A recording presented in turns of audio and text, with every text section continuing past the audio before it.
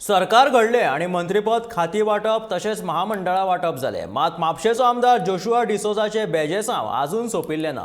आपल्याक जो मेरेन महामंडळाचे अध्यक्षपद मेळना तो मेरेन आपूण ताबो घेवचो ना अशें जोशुआ सांगता। ताका दिल्ले उतर भाजप सरकार पाळटले, मात अजून मेरेन तसो आदेश ताच्या हातीन पडिल्लो ना अशें जोशुआ सांगता। जोशुआचो विशय सध्या सुटना ना आमकां चार्ज अजुनूय दिवंक ना। आमची ऑर्डर अजुनूय म्हाका पावना।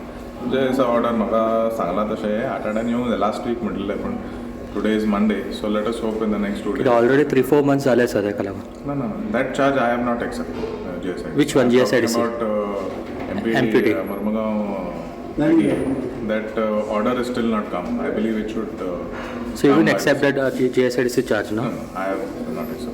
फाटल्या टर्माक वायस चेअरमॅन आहले, आमकां ऑनरेबल चीफ मिनिस्टर सांगले, एज आय वॉज द वायस chairman in the previous term, that I should continue as vice chairman. But they had told me that they will give me a chairmanship soon. But chairmanship दिता म्हणून सांगलेलें. So जेन्ना chairmanship येतलें तेन्ना chairmanship आमी घेतले.